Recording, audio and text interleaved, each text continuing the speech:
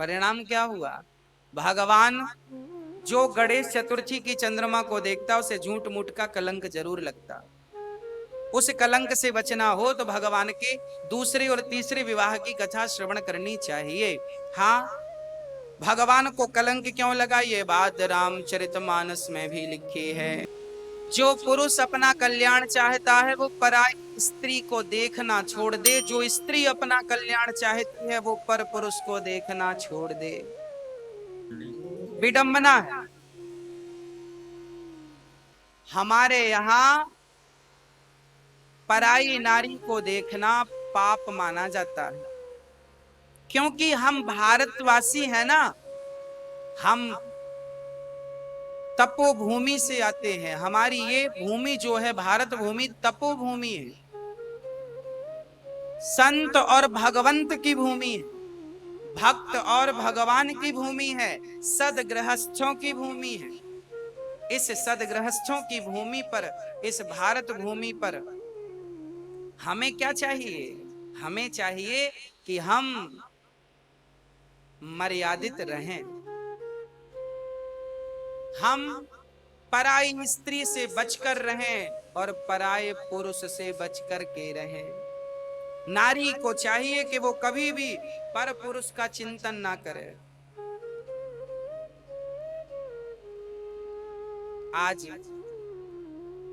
आज इस बात का लोग ख्याल बिल्कुल नहीं रख रहे हैं। आजकल तो फैशन बनता जा रहा है। हाँ, लोग एक के बाद एक रिलेशनशिप में रहना पसंद कर रहे हैं। चरित्र से लोग दिनों दिन गिरते जा रहे हैं। चरित्र का ख्याल कौन रखेगा? आप ही अपना ख्याल नहीं रखेंगे, कौन रखेगा? अरे मनुष्य होकर यदि संयमी ना बन सका तो सुअर में, कुकर में, पक्षियों में, बंदरों में, ये जो जीव मात्र हैं वो उनमें और हम इंसानों में भला क्या भेद रह जाएगा? हाँ, कुकर, सूकर, बंदर, भालू ये भोगी है और हम इंसान मनुष्य बुद्धिजीवी हैं। हम योगी बने, योग में मन लगाएं, ध्यान करें, भगवत चिंतन में मन लगाएं, भोग प्रधान जिंदगी ना बना लें। प्रिय भक्तों, आज एक बार एक लड़का, एक बालक, एक बालिका मेरे पास आए। बच्चे थे, बालक बालिका दोनों की उम्र, बालिका की उम्र लगभग 18 वर्ष पूरी थी और बालक की उम्र लगभग 21 वर्ष पूरी थी।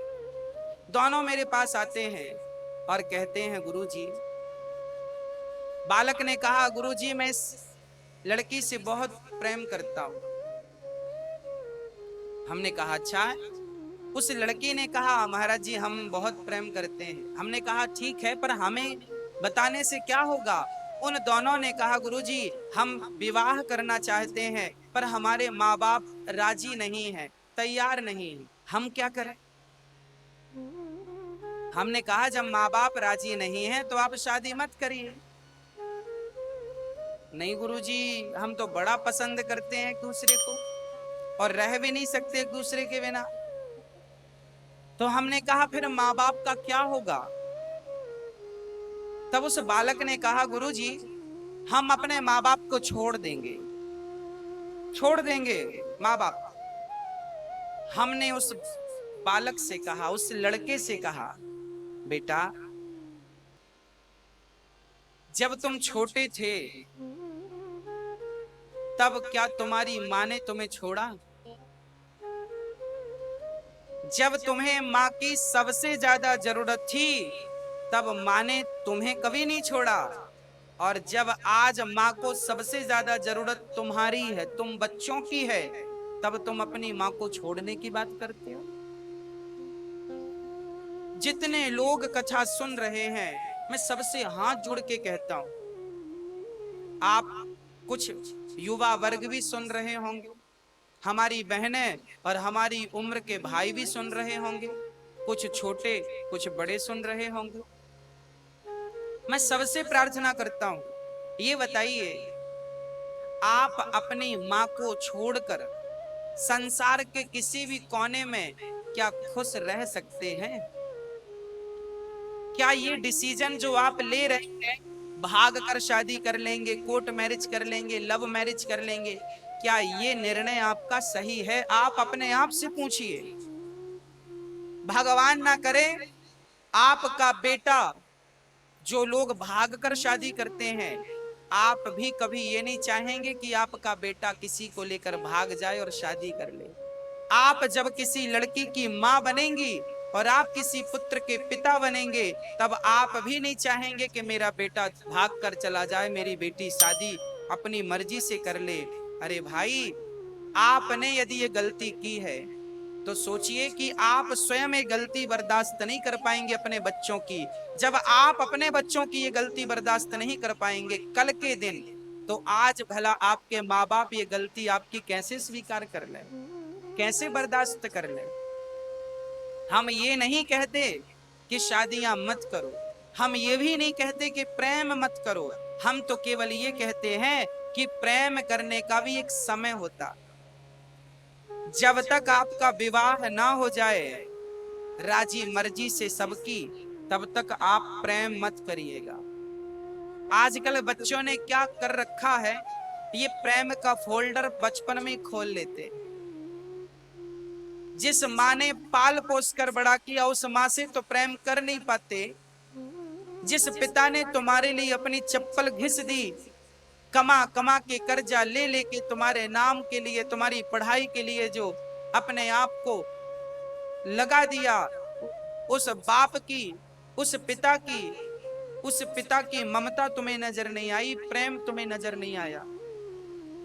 केवल अपने स्वार्थ के लिए कोई लड़की अच्छी लगी तो शादी कर ली, लव मैरिज, कोर्ट मैरिज कर ली।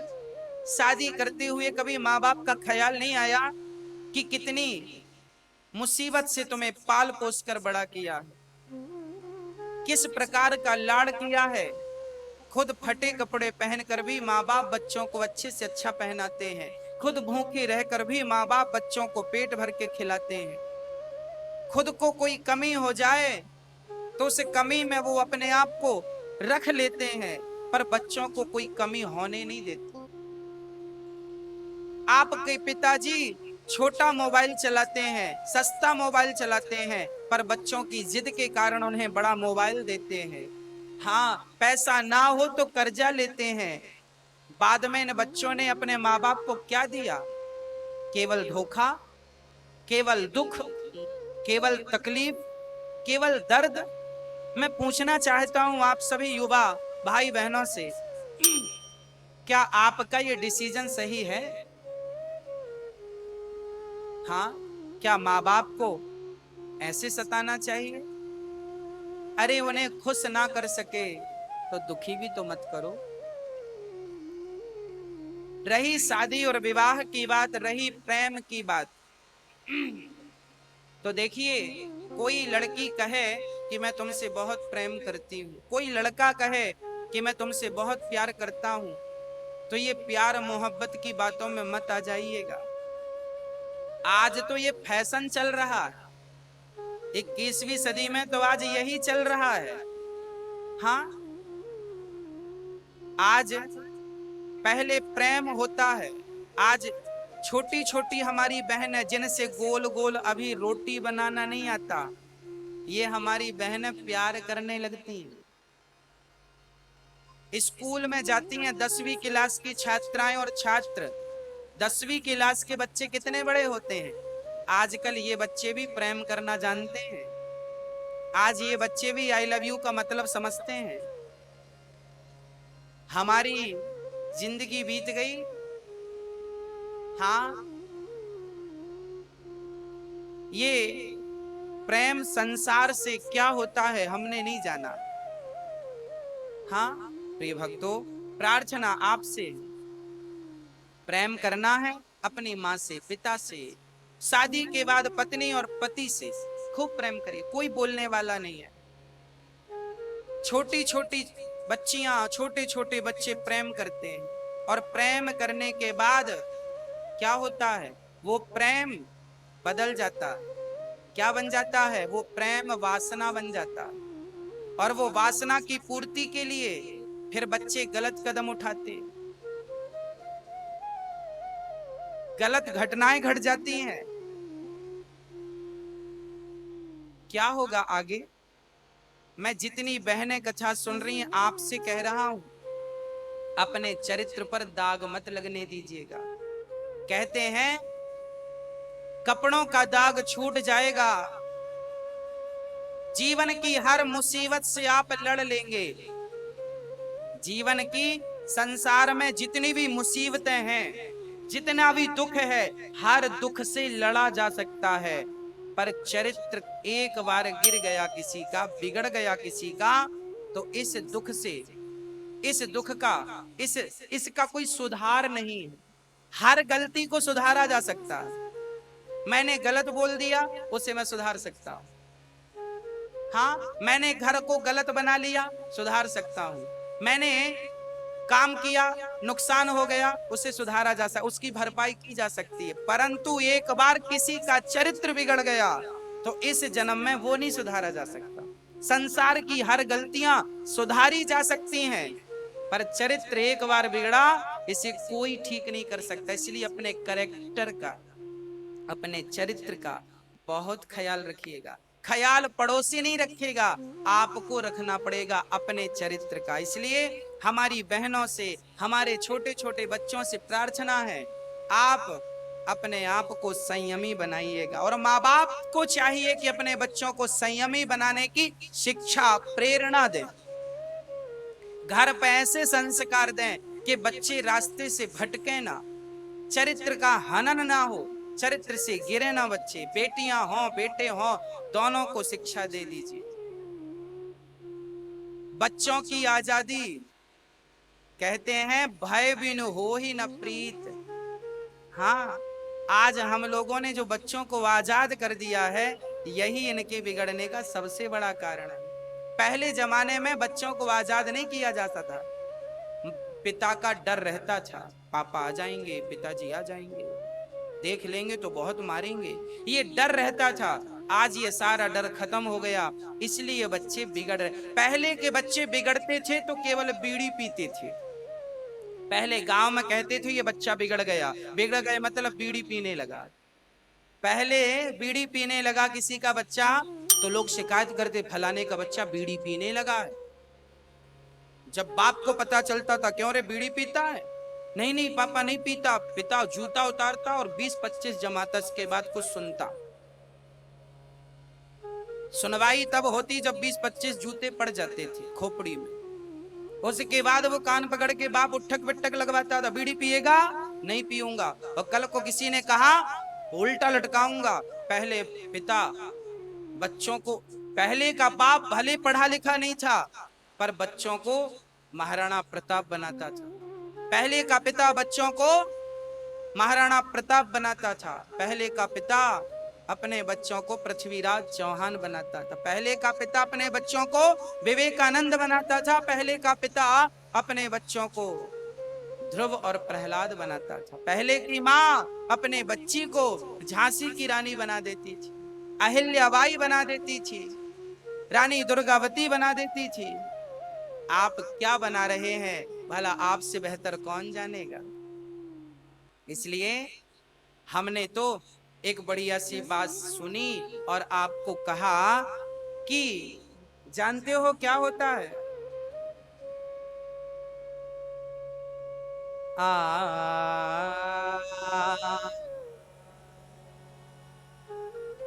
कलयुग तो आज उल्टी गंगा बहा रहा, माता पिता को बेटा होकर लगा रहा। भारत की प्यारी बहना तुम सावधान रहना, भारत की प्यारी बहना तुम सावधान रहना। जितनी बहनें हैं सब सावधान। ये जो कुछ लोग हैं ये राधा नाम का कितना मिस यूज करते हैं। आज किसी पुरुष के पास कोई स्त्री आकर कहे कि मैं तुम्हारी राधा हूं, तो क्या ये राधा रानी का अपमान नहीं है? क्या राधा ऐसी थी? हाँ, अरे राधा कृष्ण की पत्नी थी। फिर से बोल रहा हूं, फिर से सुनिए। राधा श्री कृष्ण की धर्म पत्नी थी। आज भी वृंदावन में भांडीर वन है जहां श्री ब्रह्मा जी ने श्री कृष्ण का राधा से विवाह कराया था। तो राधा कृष्ण की प्रेमिका यदि पत्नी प्रेम करती है पति से तो क्या गलत है? पत्नी का प्रेम पति से है तो अनसुईया का प्रेम भी अत्रि से था। लक्ष्मी का प्रेम नारायण से है, सीता का प्रेम राम से है, पत्नी का प्रेम पति से है। इसमें क्या गलत है साहब? राधा कृष्ण की पत्नी है। और आज बहुत सारी स्त्रियां ऐसी हैं जो किसी बहन का बसा बसाया घर उजाड़ देती हैं। कहते हैं एक स्त्री का घर उजाड़ने में एक स्त्री का ही हाथ होता। एक बहन मेरे पास आई, गुरुजी मेरे पति तो फलाने स्त्री के चक्कर में पड़ गए और पूरी सैलरी पूरा पैसा उसी को देते हैं, ना जाने कौन सा जादू कर दिया। और पुरुषों की सबसे बड़ी कमजोरी क्या है? स्त्री सबसे बड़ी कमजोरी। 100 में से 99 पुरुषों की कमजोरी स्त्री। पुरुष, बहुत सारे पुरुष तो संयमी होते हैं, बहुत अच्छे होते हैं संयमी, पर बहुत सारे पुरुष ऐसे होते हैं जो पराई स्त्रियों के चक्कर में आकर बिगड़ जाते हैं। और स्त्रियां जानती हैं कि पुरुष की कमजोरी मैं ही हूं, अर्थात स्त्री ही है। तो बहुत सारी स्त्रियां इस कमजोरी का फायदा उठाती हैं। बहुत सारी स्त्रियों को तो ये काम ही है कि किसी के बसे बसाए घर को वो उजाड़ दें। हाँ, बसे बसाए घर में आग लगा दें। ये गलती मत कर लेना, गति बिगड़ जाएगी। एक महिला रोती रोती आई, पति उसके चक्कर में रहते हैं, हमारे को देखते नहीं, हमारे बच्चे को खाने को रोटियां नहीं है। 4 साल 5 साल का बच्चा हो गया, पढ़ाई अभी रुकी पड़ी है क्योंकि पैसे नहीं है, सरकारी स्कूल में पढ़ाना पड़ रहा है। रो रही वो स्त्री, उम्र थी अभी उसकी केवल 30 साल। मैंने कहा कि आपके पति क्या करते हैं? बोले सरकारी हैं, उनको 40-50 हजार रुपए महीना मिलता है। मैंने कहा फिर क्या हो गया? बोले वो किसी महिला के चक्कर में पड़ गए। अब वो महिला ने क्या जादू किया है, वो उन्हीं के पास रहते हैं। हाँ, स्त्रियों के पास भी जादू होता है। लोग कहते ना हम जादू पे विश्वास नहीं रखते, होता है।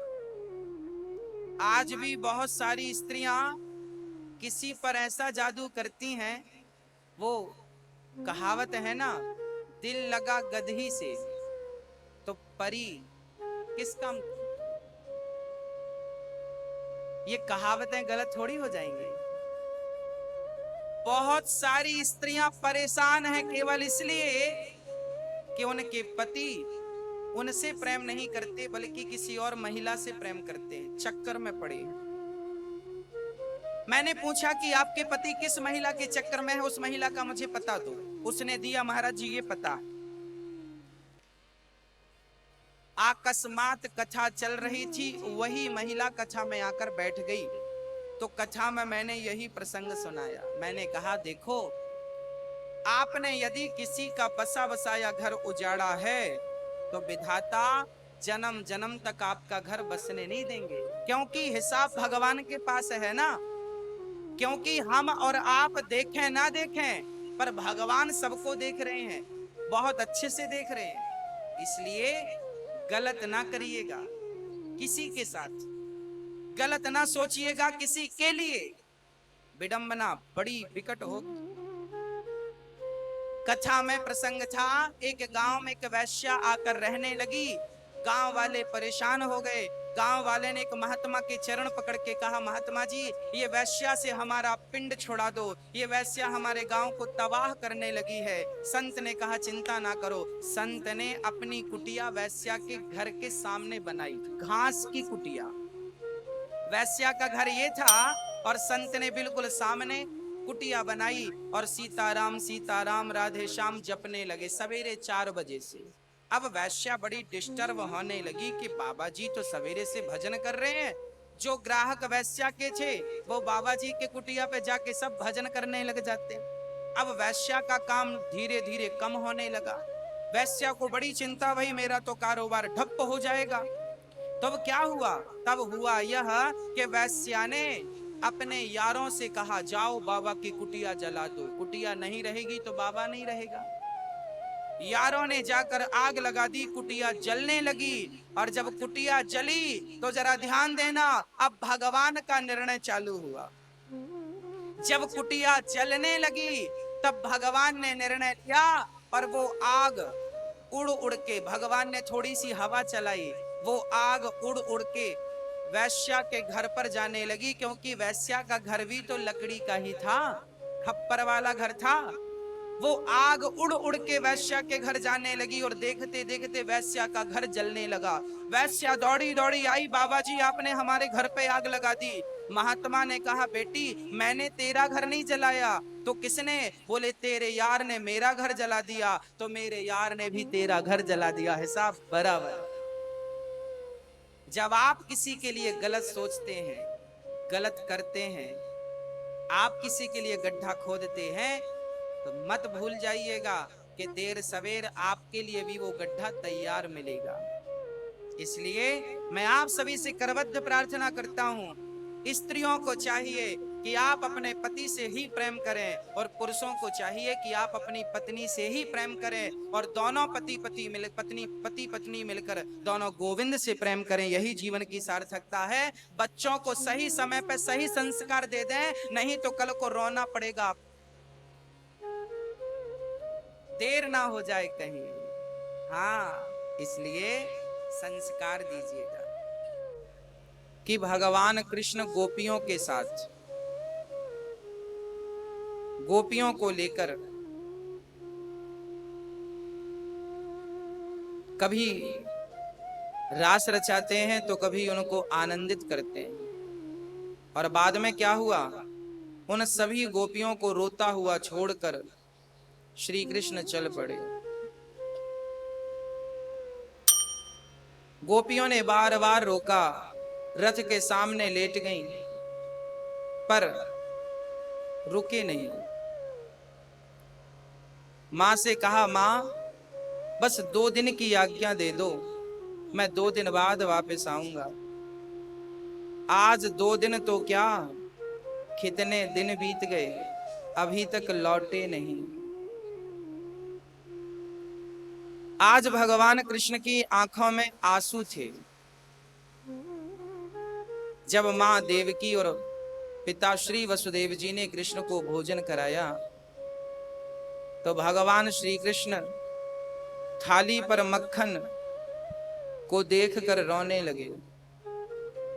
मां देवकी ने पूछा, पुत्र क्या हुआ? तब श्री कृष्ण ने कहा कि मां मुझे खाने में सब दिया करो, पर मुझे खाने में मक्खन मत दिया करो। देवकी मां बोली, कृष्ण मैंने सुना था तुझे मक्खन बड़ा प्रिय है, क्यों? आखिर तू क्यों नहीं मक्खन खाना चाहता? तब कहा कि देखो मां, जब मैं मक्खन देखता हूं या स्पर्श करता हूं, लगवा दो इसमें भी, जब मैं मक्खन देखता हूं तो मुझे अपनी मां यशोदा की याद आती, अपनी मां यशोदा की याद आ जाती। क्या करूं मैं, क्या करूं, मुझे माखन मत दिया करो मां। ये कहकर श्री कृष्ण यमुना के तट पर आ गए और यमुना के तट पर एक कमल का पुष्प बहता हुआ आ रहा था जो मुरझाया हुआ था। उस मुरझाए कमल को देखकर कृष्ण ने कहा, जैसे ये कमल मुरझाया है ऐसे गोपियां हमारे लिए मुरझाई हैं। हमें ऐसी गोपियों का रोना देखा नहीं जाता, इनका वियोग देखा नहीं जाता। तभी उद्धव जी आ गए। भगवान ने कहा, उद्धव मैं लाख प्रयास करता हूं पर मुझे ब्रज बिसरता नहीं। तुम छोटा सा एक काम कर दोगे मेरा? उद्धव ने कहा, सरकार आज्ञा करिए, क्या चाहते हैं? आज कृष्ण ने उद्धव से कहा, कृष्ण ने कहा, उद्धव जरा वृंदावन जाओ और मेरी गोपियों को समझाओ वो रोया ना करे मेरे लिए। वो रोती है ना तो हमें रहा नहीं जाता, हमें पल पल उनकी याद सताती। क्या करें उद्धव, एक बार वृंदावन जाओ, गोपियों को समझाओ। तब उद्धव ने हंसकर कहा, कन्हैया तुम तो भगवान हो और भगवान होकर तुम रो रहे हो। तब कृष्ण ने कहा, उद्धव कह देना सरल है, मैं आपको समझाऊं कि मत रो मत रो।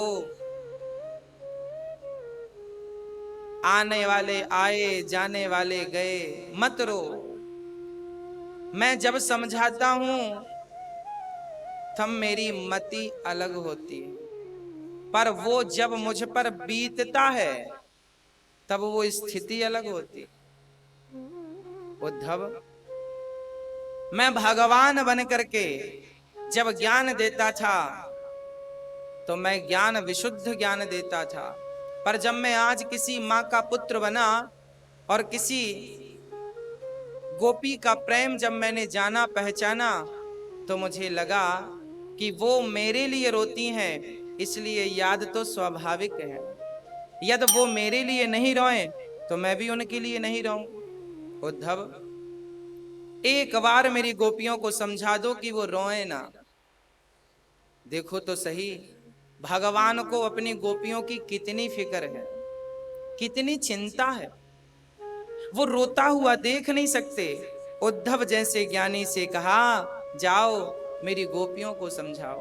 उद्धव ने कहा, सरकार मैं चला तो जाऊं पर एक कठिनाई है। क्या कठिनाई है? बोले, मैं ठहरा ज्ञानी और गोपियां ठहरी बिल्कुल अज्ञानी। भला मैं ज्ञानी उन अज्ञानी गोपियों को क्या समझाऊं, क्या सिखाऊं? भगवान ने हाथ जोड़कर कहा, उद्धव बड़े ज्ञानी हो, कोई सरल भाषा में समझाना, कुछ ऐसी भाषा में उन्हें समझा देना जिससे उन्हें बिल्कुल समझ में आ जाए, उनका रोना मिट जाए, बस उनका रोना चला जाए, बस इतना कर दो उद्धव। तब उद्धव जी ने कहा, चलिए उद्धव।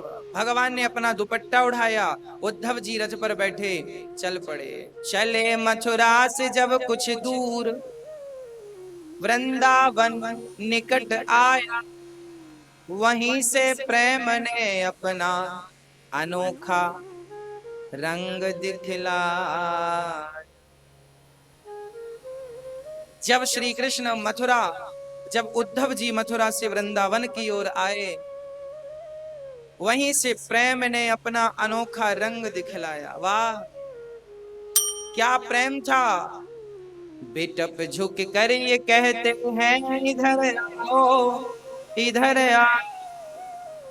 बेटप वृक्ष, जैसे उद्धव जी वृंदावन आए, वृंदावन के वृक्ष भी झुक झुक कर उद्धव को बुला रहे हैं। बिटप झुक कर ये कहते हैं, इधर आओ इधर आओ।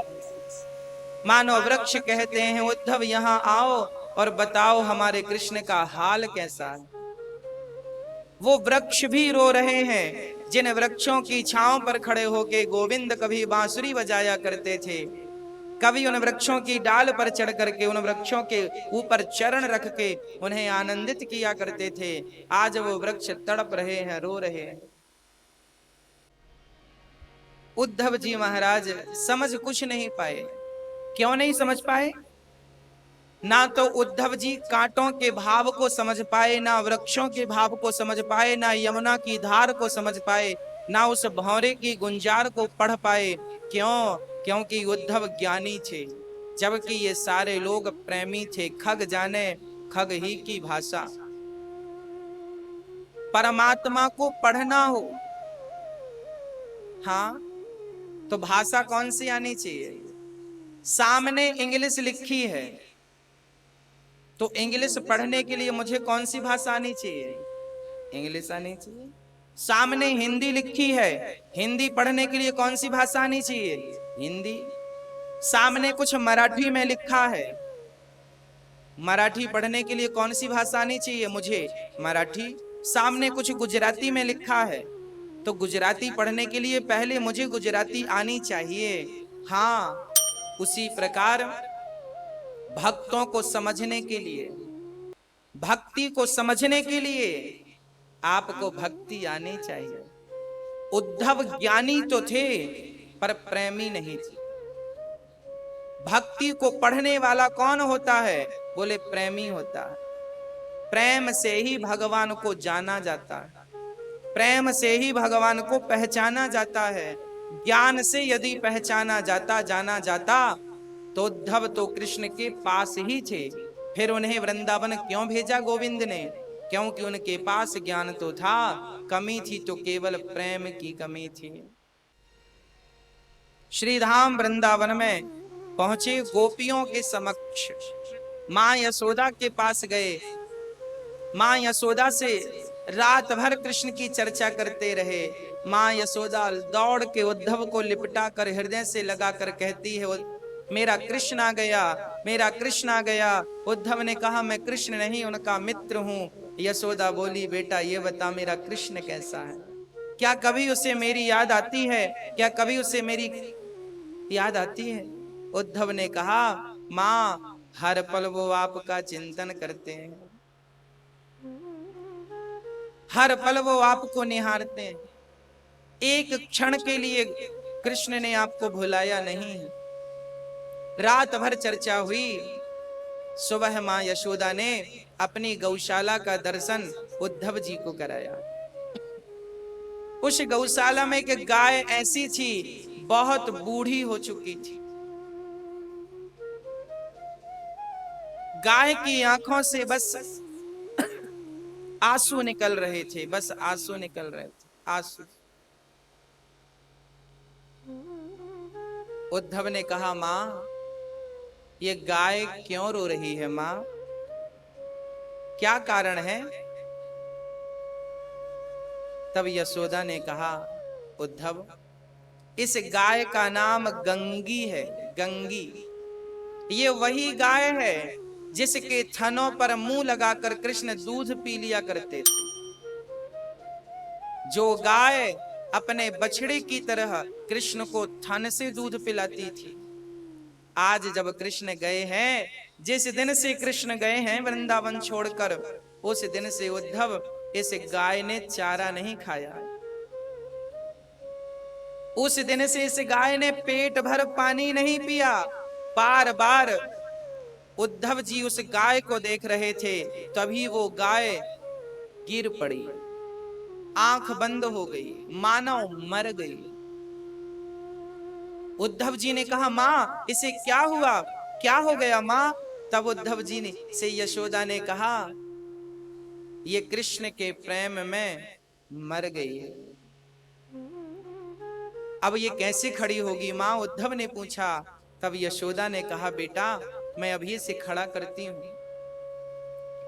तब यशोदा ने उस गाय के कान में अपना मुंह रखकर कह दिया, ए गंगी, यदि तू मर गई और कृष्ण आए और उन्होंने कहा कि हमें तो गंगी का दूध पीना है, तो बता क्या तू दूध उसे पिला पाएगी?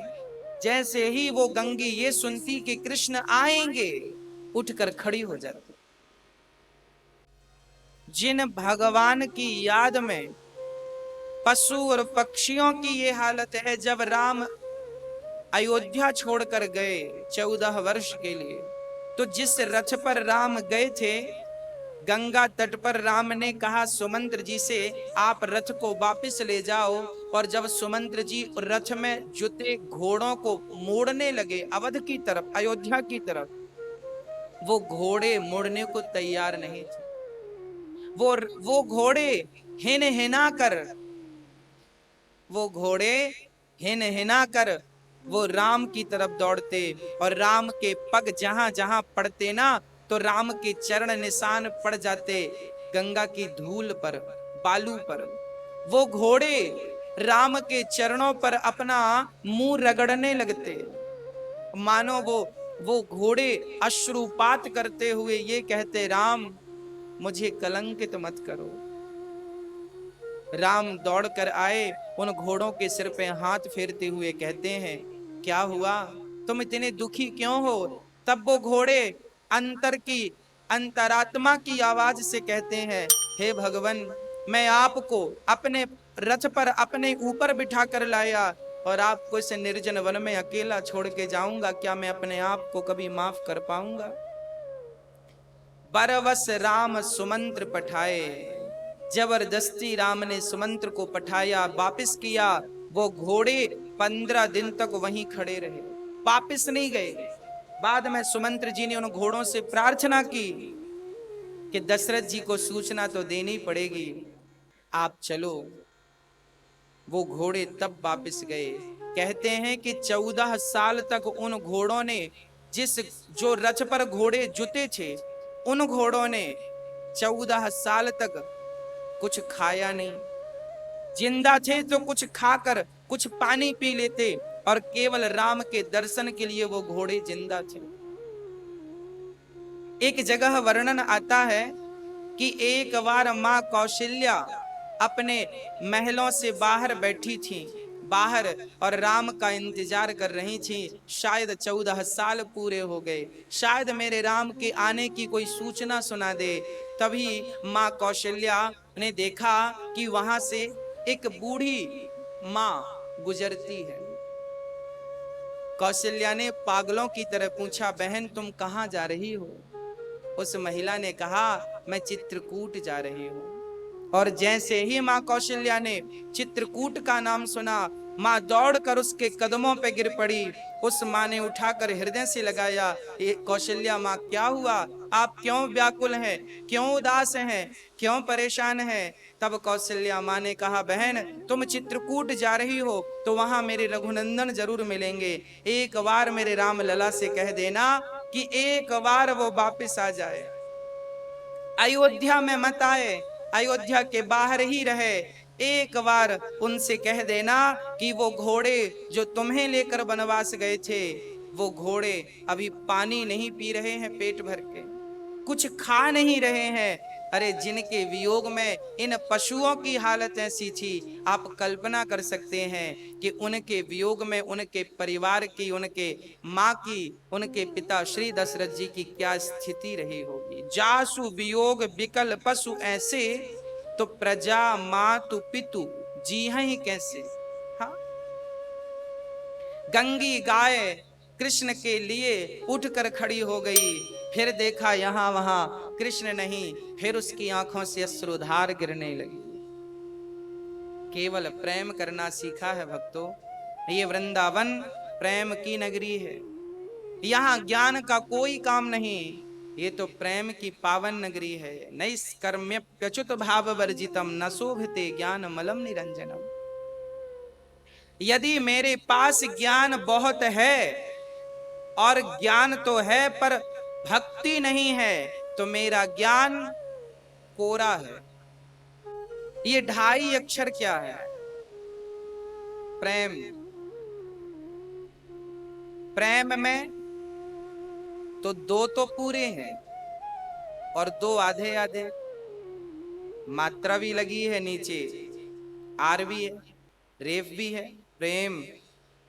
तो ये जो 2.5 अक्षर अर्थात प्रेम, भगवान हमने चारों वेद पढ़ लिए, उपनिषद पढ़ लिए, 18 पुराण पढ़ लिए, परंतु हमने अभी तक प्रेम करना नहीं सीखा। तो भक्तों, हमारा ज्ञान शून्य है प्रेम के बिना। उद्धव जी गोपियों के पास गए, गोपियां बस कृष्ण की याद करती थी, जहां बैठे कृष्ण का चिंतन करें। आज सारी गोपियां कृष्ण का चिंतन कर रही हैं, और चिंतन करके सारी गोपियां बस कृष्ण कृष्ण रट रही हैं। एक गोपी रोने लगी तो दूसरी समझाती है, ए क्यों रो रही है, क्यों रो रही है। एक रोती है तो दूसरी समझाती है। अच्छा, गोपियों का ये रोज का काम था। गोपियां इसलिए रो रही हैं, कह के गया था 2 दिन में आ जाऊंगा। आज ना जाने कितने 2 दिन गुजर गए, ना जाने कितने 2 महीने गुजर गए, ना जाने कितने 2 साल गुजर गए। गोपियां कहती हैं, उद्धव हमें ज्ञान की पोथी ना सुनाओ, आंख बंद करके ध्यान हमें नहीं लगाना, क्योंकि जिसके ध्यान की तुम बात कर रहे हो वो तो हमारे रोम रोम में बसा है। जो रोम रोम में बसा है उसको आंख बंद करके क्या देखें, जो खुली आंख से दिखता हो उसे आंख बंद करके देखने की क्या जरूरत है। गोपियों की ये स्थिति थी कि कृष्ण तो उन्हें खुले नेत्रों से दिखते थे, आंख बंद किसके लिए करती वो। भक्तों, उद्धव जैसे ज्ञानी आज ज्ञान का अहंकार छोड़कर प्रेमी बनकर दौड़ पड़े। कृष्ण कहाँ हो, तुम बड़े निर्दयी हो, बड़े निष्ठुर हो। कन्हैया मिल गए मथुरा में। अरे उद्धव, आप तो कह के गए थे शाम को आ जाऊंगा, 6 महीने बाद आए हो, कहां थे 6 महीने। उद्धव ने कहा, प्रभु चलो मेरे साथ। कहां चलें? भगवान ने पूछा, कहां ले जाना चाह रहे हो। उद्धव ने कहा, आप वृंदावन चलिए, आपके प्रेमी तो वृंदावन रहते हैं, आपका यहाँ कोई काम नहीं, जल्दी से चलिए वृंदावन। हाँ, वृंदावन चलिए। भगवान ने कहा, वृंदावन क्यों ले जा रहे हो। उद्धव ने कहा, वहां आपकी गोपियां आपको दिन रात याद कर रही हैं। हाँ, दिन रात याद कर रही। तब भगवान ने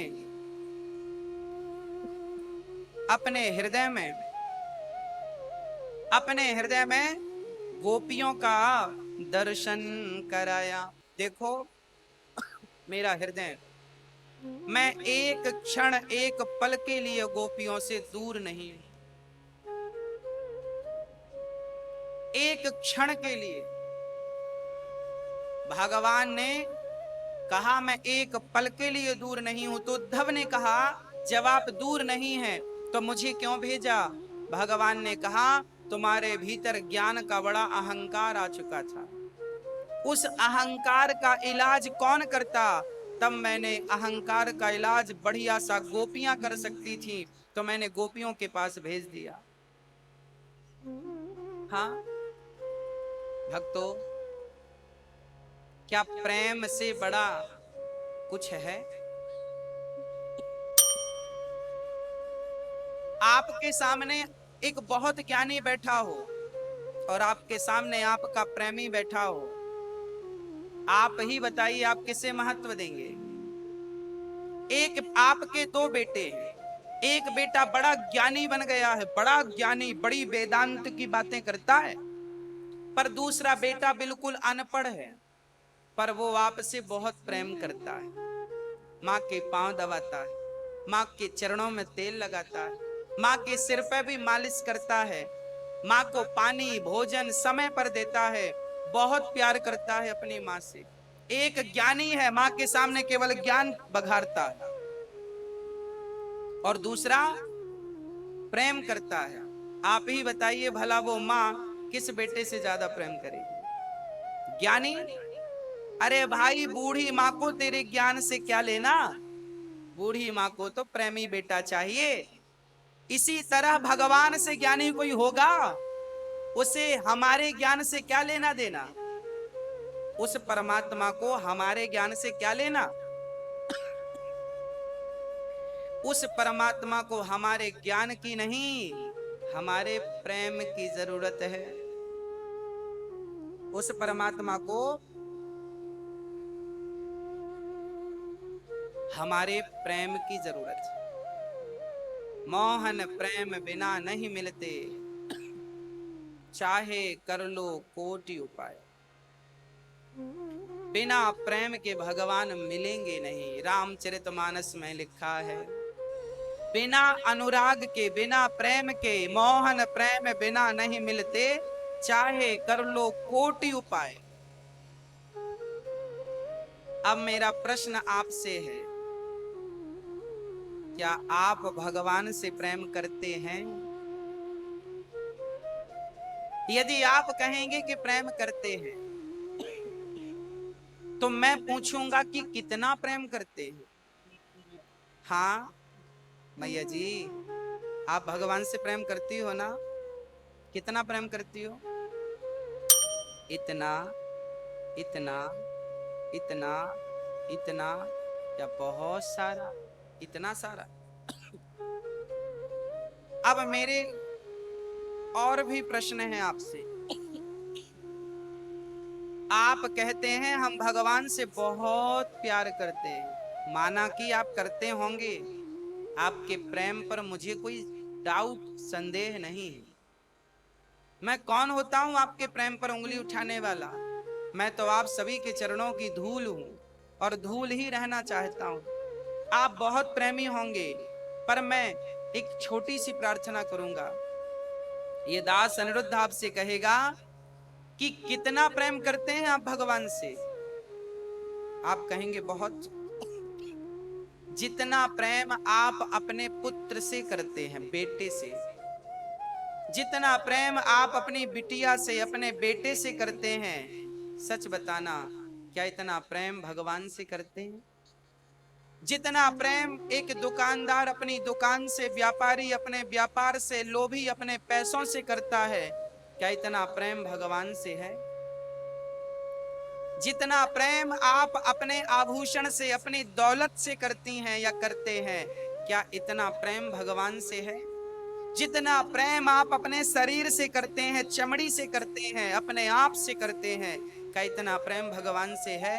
यदि है तो मैं आपके चरणों में प्रणाम करता हूं, और नहीं है तो प्रार्थना करता हूं कि आप अपना प्रेम बढ़ाइए। और जितना प्रेम मछली पानी से करती है, पास होने के लिए बच्चे को 100 में से 33 नंबर चाहिए होते हैं, 33। 100 में से 98 आ गए, 95 आ गए, तो बच्चा बहुत टॉप पे है, बहुत प्रखर बुद्धि वाला है। और बच्चे के 33 नंबर आए तो भी पास हो जाएगा। पास होने के लिए कितने नंबर चाहिए? कम से कम 33। उसी तरह आप भगवान को पाएं, भगवान को पाने के लिए आपका प्रेम कितना हो? कम से कम इतना तो हो जितना मछली का पानी से। पानी से निकाल दो तो मछली तड़पती है, और सिर्फ तड़पती नहीं है, पानी ना मिले तो मर जाती है। बस भक्तों, जिस दिन वो मछली की तड़प आ गई उसे पाने के लिए, मछली की तरह तड़प आएगी, विश्वास से कहता हूं, भगवान के मिलने में 2 दिन 3 दिन नहीं लगेंगे। वो तड़प आए तो अभी आ जाए।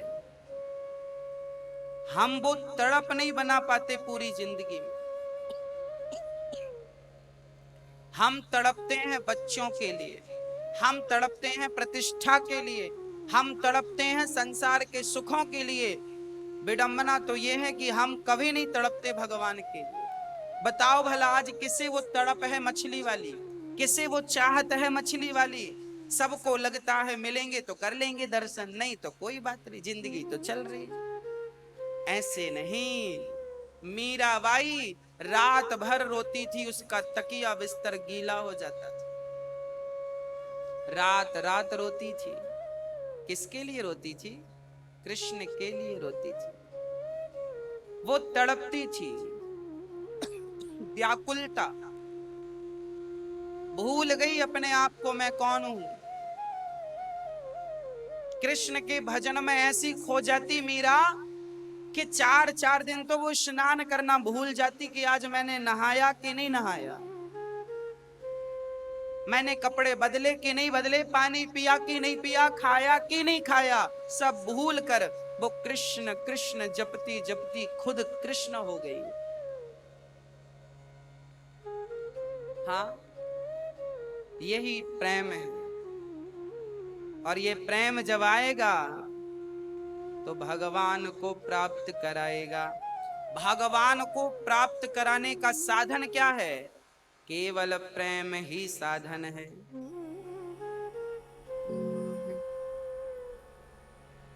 केवल प्रेम। उद्धव जैसे ज्ञानी आज प्रेमी बन गए। भगवान की पावन सी कथा में ये कथा उद्धव प्रसंग की कल रह गई थी, आज इसे पूरा किया। भगवान का प्रथम विवाह रुक्मिणी से संपन्न हुआ, दूसरा विवाह प्रद्युम्न जी का जन्म हुआ रुक्मिणी से, और प्रद्युम्न जी ने सम्रासुर का उद्धार करके रति से विवाह करके वो वापस आए द्वारिका। भगवान का दूसरा विवाह संपन्न हुआ किनसे? भगवान का दूसरा विवाह संपन्न हुआ जाम्बवती से। तीसरा विवाह भगवान का सत्यभामा से।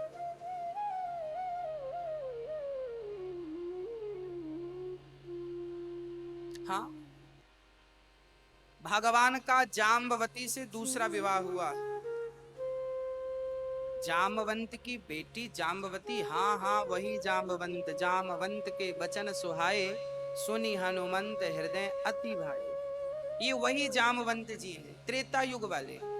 तो फिर द्वापर में अपनी बेटी से विवाह करते हैं, ये बात समझ में नहीं आई, समझाते। जब राम और रावण का युद्ध संपन्न हो गया, तब राम ने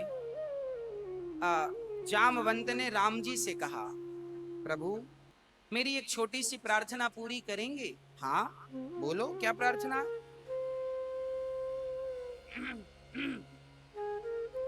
प्रार्थना केवल इतनी है कि मेरी बेटी से विवाह कर लीजिए। भगवान ने कहा, आपकी बेटी से विवाह हम करेंगे तो हमने अभी एक नारी का वचन दे रखा है, अपनी पत्नी को। राम कैसे हैं? मर्यादा पुरुषोत्तम, ऐसी थोड़ी कोई कहता है उनको। एक नारी के सिवा उन्होंने पराई स्त्री को कभी देखा है तो माँ की दृष्टि से, बेटी की दृष्टि से और बहन की दृष्टि से। राम बहुत ध्यान रखते हैं इस बात का। हाँ, जामवंत से कहा, अगली बार आपसे, आपकी बेटी से विवाह द्वापर में करेंगे। जामवंत जी बोले, तो हमसे दो दो हाथ की कर लो, हमारी बराबरी का कोई मिला नहीं। ये जामवंत जी कौन थे? स्वयं ब्रह्मा जी जामवंत के रूप में अवतरित भये थे। स्वयं ब्रह्मा है ये। जामवंत से भगवान ने युद्ध करने का कहा। भगवान ने कहा, ना, इस जन्म में संभव नहीं, अगली जन्म में आपके दोनों वचन पूरी करेंगे। जामवंत जी बोले, अगली बार तक तो हम मर जाएंगे, कब युग बीतेगा, कब आप अवतार लेंगे फिर से, और कब भगवान बोले कि तुम बाप बेटी पर काल का कोई प्रभाव नहीं पड़ेगा, जैसे तुम आज हो वैसे ही द्वापर में रहोगे। यही उम्र, यही रूप, यही रंग, यही सब कुछ ठीक है। जामवंत जी इंतजार करने लगे। भगवान द्वारिका में थे। द्वारिका में भगवान स्वधर्मा नाम की सभा में बैठते थे। उस सभा में ना भूख सताती ना प्यास सताती। भगवान बढ़िया संतों के बीच में भगवत चर्चा करते। एक दिन उस सभा में एक सत्रजित नाम के यादव जी आए। ये सूर्य भगवान के बड़े भक्त थे। सूर्य भगवान की इतनी उपासना करी कि सूर्य भगवान ने इन्हें एक मणि प्रदान कर दी। मणि जो 100 किलो सोना रोज देती थी, लगभग 100 किलो।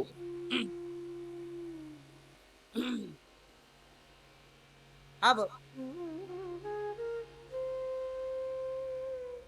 जब 100 किलो सोना रोज मिलने लगा सत्राजित जी को, तो धन पाकर भला बुद्धि किसकी नहीं बिगड़ती।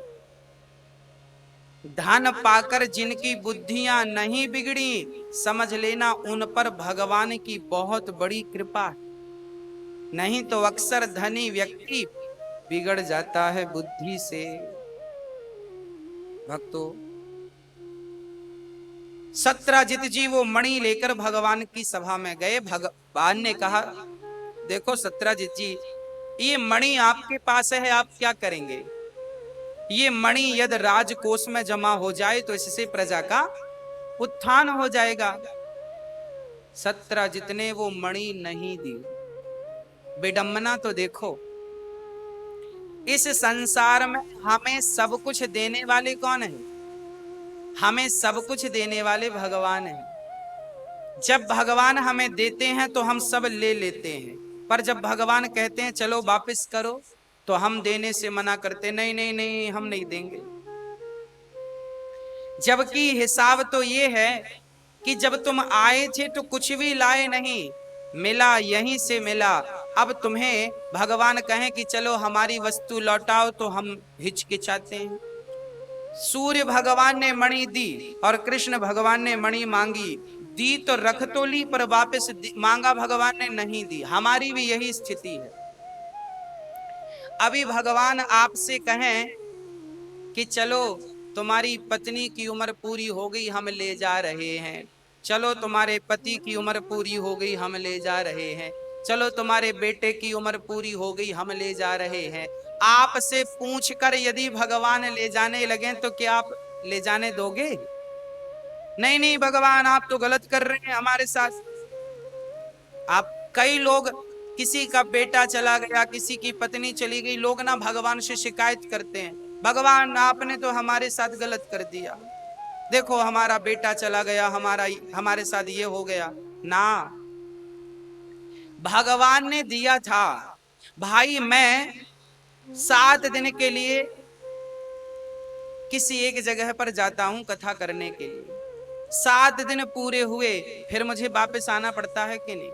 आप भी किसी के घर जाएंगे मेहमानी में तो 2 दिन 4 दिन 10 दिन वापस घर आना पड़ेगा कि नहीं? कब तक रहेंगे? उसी प्रकार हम संसार में जितने लोग हैं 135 करोड़ भारतवासी, और पूरी दुनिया में तो लगभग 7 अरब लोग हैं। 7 अरब लोगों में भगवान ने भेजा है सबको, हम सबको जाओ, किसी को 10 साल के लिए, किसी को 50 साल के लिए, किसी को 80 साल के लिए, किसी को 100 साल के लिए।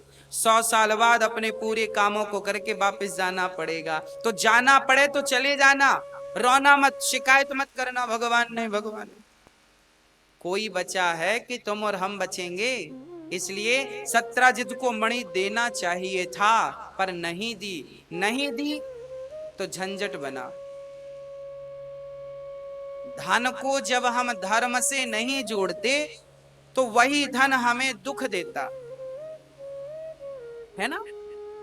भाई बिजली का तार है, सही जगह पर है तो वो आपको आनंद देगा, एसी चलाएगा, पंखा चलाएगा, कूलर चलाएगा। पर वही तार बाहर निकल जाए और आपसे स्पर्श हो जाए तो वो प्राण ले लेगा।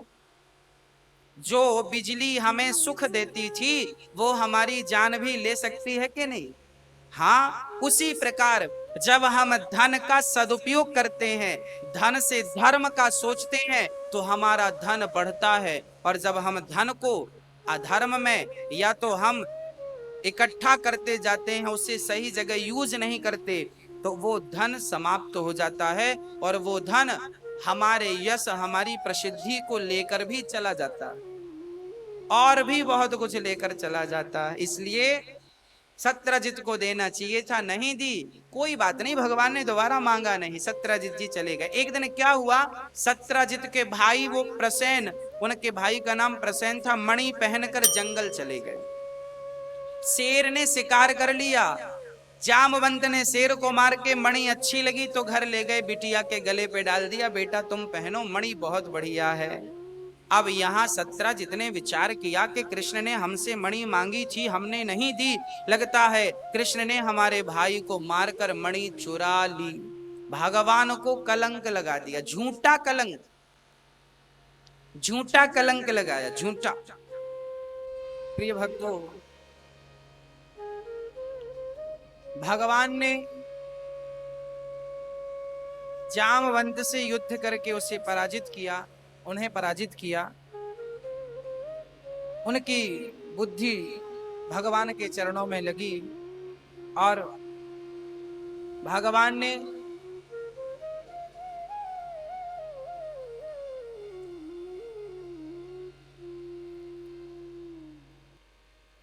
दूसरा विवाह जाम्बवती से संपन्न किया।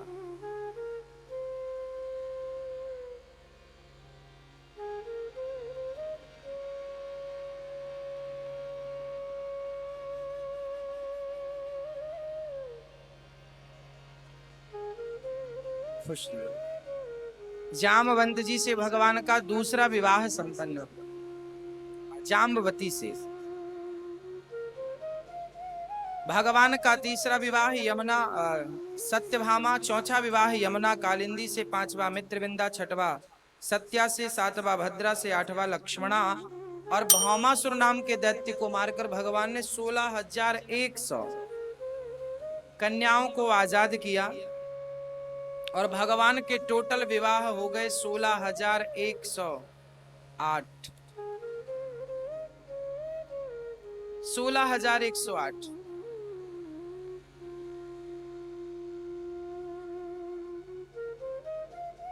इसके बाद भगवान का रुक्मणी के साथ वार्ता का सुंदर सा अध्याय सुखदेव भगवान ने सुनाया।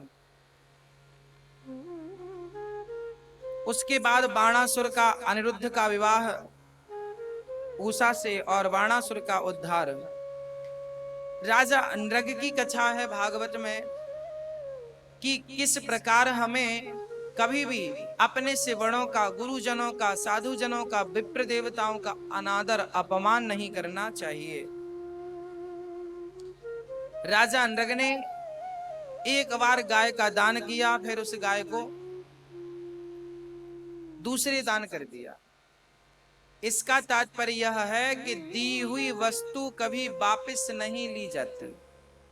एक बार दान कर दिया तो दिया हुआ दान वापस लेकर यदि आपने उसे फिर कहीं दान कर दिया तो जन्मों जन्म की यातनाएं भोगनी पड़ सकती हैं। इसके उदाहरण राजा नृग थे। राजा नृग ने एक गाय दान कर दी, धोखे से वो गाय उनकी गौशाला में आ गई, उसी गाय का दूसरे ब्राह्मण को दान कर दिया। अर्थात एक बार दान कर दिया सो कर दिया, अब उस पर आपका कोई अधिकार नहीं है। और यदि आपने अधिकार रखा उस पर तो उसका पाप भोगना पड़ सकता। भगवान ने राजा नृग का उद्धार किया, पांडरक काशीराज का उद्धार किया। पांडरक नकली बनकर घूमता था, नकली कृष्ण बनना चाहता था, भगवान बनना चाहता था। देखिए, आप महान तो बन सकते हैं, भगवान नहीं बन सकते।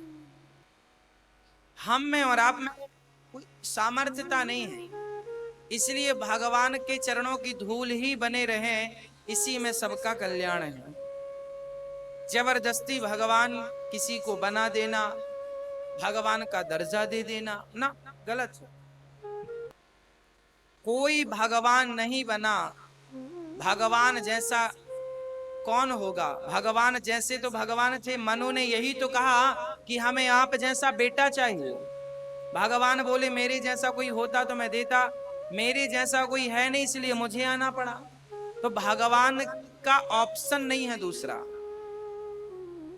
हाँ, इसलिए भगवान को ही भगवान रहने दिया जाए। प्रिय भक्तों, भगवान श्री भीम भैया ने जरासंध का उद्धार किया। 27 दिन तक युद्ध किया, जरासंध मरता ही नहीं। भीम भैया युद्ध में खूब पिट रहे, खूब पिटाई लग रही है, कोई निराकरण नहीं निकल रहा है। एक दिन तो भीम भैया ने अपना बोरिया बिस्तर पैक कर लिया, कन्हैया हम जा रहे हैं। भगवान ने कहा कहां? बोले ये बहुत मारता है और आप तो बैठे देखते हैं तमाशा। भगवान ने कहा भीम भैया, जब आप युद्ध करते हैं तब आप हमारी तरफ क्यों नहीं देखते? कल कर लो युद्ध, हमारी तरफ देख लेना बस।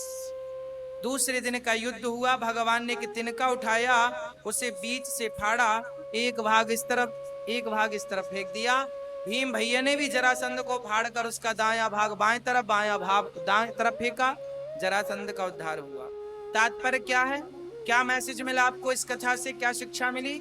शिक्षा यही मिली कि आप काम बराबर करिए संसार के, पर काम करते हुए दृष्टि भगवान पर बनी रहे, सदा भगवान के चरणों में प्रीति बनी रहे और कहते रहिए कि हे नाथ मैं आपको कभी भूलूं नहीं।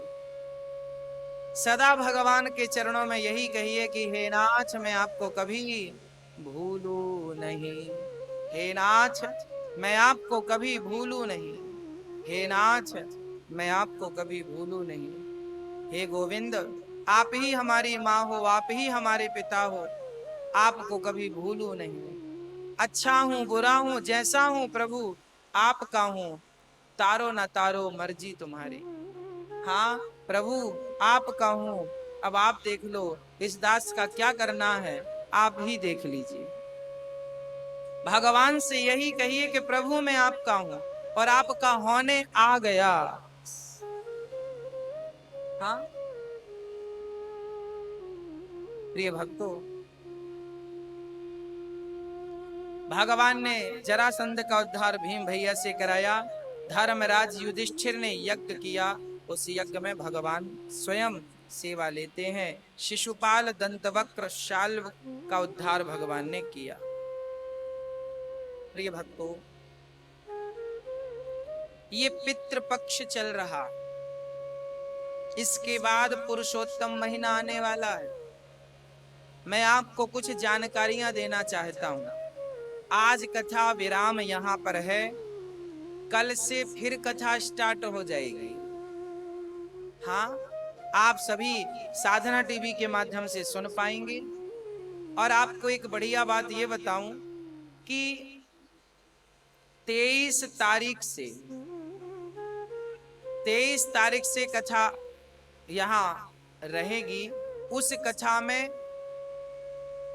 108 भागवत जी के पाठ रखे गए हैं। 23 तारीख को जो कथा है वो पुरुषोत्तम महीना में है। कहते हैं पितृपक्ष और पुरुषोत्तम महीना इस प्रकार एक साथ आ जाएं, ये बड़ी कृपा है।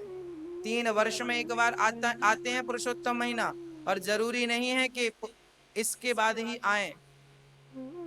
ये जो पितृपक्ष है ना, ये पितृपक्ष के जो 15 दिन हैं, ये उस जमाने का लॉकडाउन था।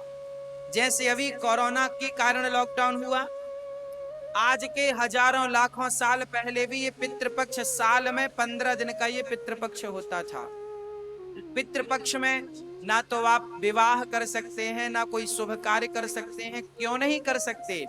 क्योंकि हमारे ऋषि मुनियों ने, वेद पुराणों ने ये 15 दिन का लॉकडाउन लगाया था। किस लिए? कि आप सारे कामों से निवृत्त होकर आप 15 दिन केवल अपने पूर्वजों के नाम का पुण्य करिए, साल भर अपने लिए करिए, और ये 15 दिन पूर्वजों के नाम से जितना अच्छा कर सकें करिए। उनकी दुआ, उनके आशीर्वाद से आपके बिगड़े काम बनेंगे। जिनके घर में कई बार आपने देखा होगा बनते बनते काम बिगड़ जाते हैं, होते होते रुक जाता है, संतान नहीं होती, वंश रुक जाता है, ये सब पितृ दोष का ही लक्षण है। आप अपने पूर्वजों के नाम का एक दीपक जरूर जरूर जलाएं। यदि तिथि याद है कि पंचमी को आपके दादा परदादा गए, सप्तमी को गए, चतुर्दशी को गए या प्रतिपदा को गए, यदि तिथि याद है तब तो ठीक है, उस तिथि पर काम कर लो, दीपक जलाओ, उनके नाम का भोजन कराओ, कौआ को, कुत्ते को, ब्राह्मणों को, जिनको करा सकते हैं खिलाओ पिलाओ, उनके नाम का, पूर्वजों के नाम का। भगवान से प्रार्थना कर लो, हे प्रभु हम अपने पूर्वजों के लिए, हमारे पिताजी, हमारी माँ जी, हमारे दादाजी, परदादाजी, हम सब के लिए ये भोजन रख रहे हैं, आप सभी भोजन स्वीकार करें। भगवान को भोग लगाकर वो ब्राह्मणों को, कन्याओं को, सबको खिलावें, सबको भोजन कराएं, और उसका फल आपके बुजुर्गों तक, पूर्वजों तक पहुंचता है। बुजुर्ग आशीर्वाद देते, उनके नाम से पुण्य करिए, दान करिए। आप यदि तिथि याद नहीं है तो कोई बात नहीं, ये जो आखिरी में 17 तारीख, यदि आपको कोई तिथि याद नहीं है तो अमावस्या, पितृपक्ष में जो अमावस्या आती है, इस अमावस्या को आप अपने पूर्वजों के नाम से जो करेंगे, यदि तिथि याद नहीं है किसी को यही पता नहीं कि हमारे पूर्वज किस तारीख को किस तिथि पर मर गए, कोई बात नहीं, आप अमावस्या को उनके नाम का श्राद्ध करें, जल दें, कुशा हाथ में रखकर कोई ब्राह्मण को बुलाकर पिंडदान तर्पण करें, कराएं। पद्धति आपको पता ना हो तो ब्राह्मण को बुलावें, ब्राह्मण को बुलाकर विधिवत पूजा पाठ करके, और अमावस्या के दिन यदि तिथि याद नहीं है, तिथि याद है तो तिथि पे करें, तिथि याद नहीं है तो अमावस्या पे करने से आपके पूर्वजों को आपके द्वारा किया हुआ पुण्य प्राप्त हो जाता है और घर में सुख शांति समृद्धि बढ़ती है।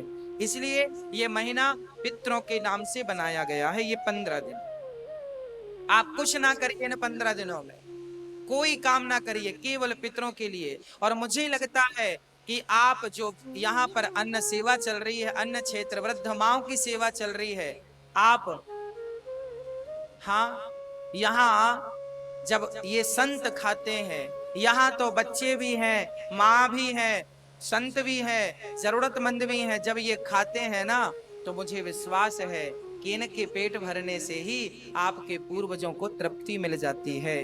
हाँ, श्रीधाम वृंदावन में बैठकर ये संत जो भजन कर रहे हैं और आपका अन्न खाकर ये भजन करेंगे तो भजन का फल आपको मिलेगा ही मिलेगा, जाएगा कहाँ। इसलिए आप ये शुभ कार्य जरूर करें और इस पितृपक्ष में पूर्वजों के नाम से एक वृक्ष जरूर लगाएं।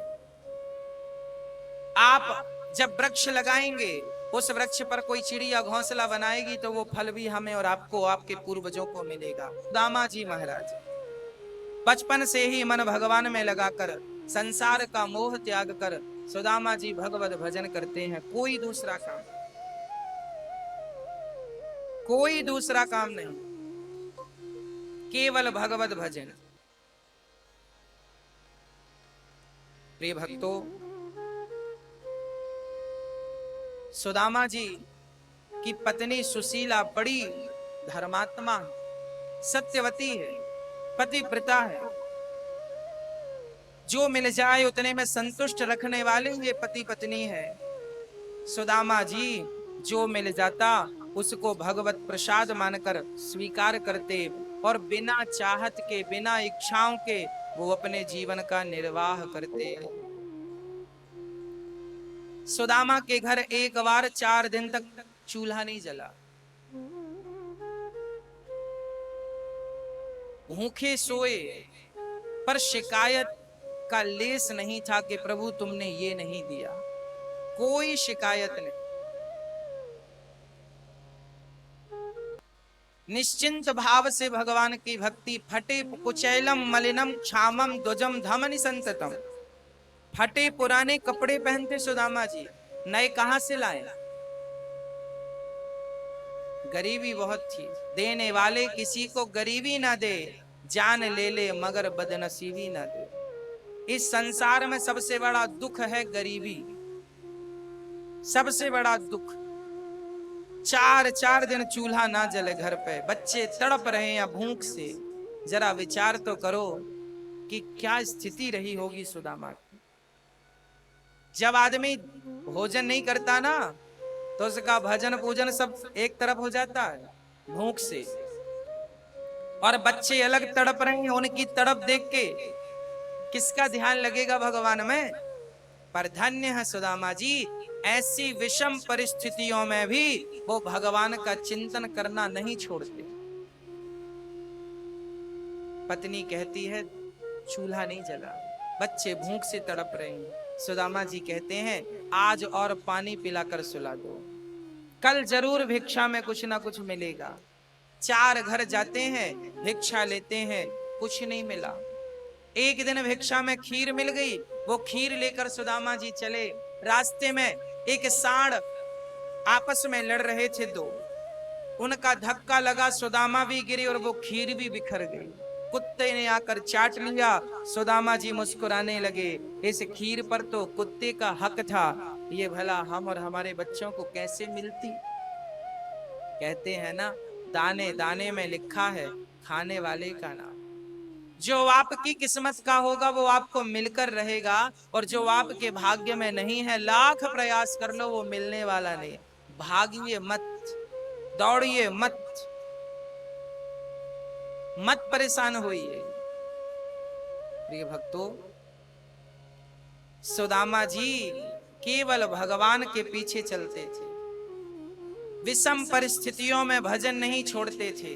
पत्नी ने कहा बहुत दुख है, बच्चे भूखे, कोई बात नहीं, मिलेगा। जैसे राम जी की इच्छा, जैसे कृष्ण की इच्छा, जैसे रखे राम जी रहना चाहिए। पेट भरते ही, पेट जिनके भरे हैं वो राम राम जप रहे हैं, वो कृष्ण कृष्ण जप रहे हैं तो बात ठीक लगती है। पर जो भूखे पेट भी भगवान का जाप कर रहे हैं, भगवान तो उन पर ही कृपा बरसाएंगे जो विषम परिस्थिति में भगवान का चिंतन कर रहे हैं। हाँ, सुदामा गरीब नहीं थे, गरीब तो वो होता है जिसके पास राम नाम की पूंजी नहीं होती। सुदामा अमीर थे जिनका ध्यान भगवान में रहता था, जिनके वाणी से सदा गोविंद कृष्ण कृष्ण जपते थे। श्री कृष्ण श्री कृष्ण श्री कृष्ण श्री कृष्ण श्री कृष्ण का जाप करते। आज सुशीला ने कहा मैंने सुना है आपके बचपन के मित्र श्री कृष्ण हैं। हाँ हैं, तो जाकर उनसे कुछ मांग क्यों नहीं लेते। कैसे मांगे उनसे, कैसे मांगे, किस भांति मांगे।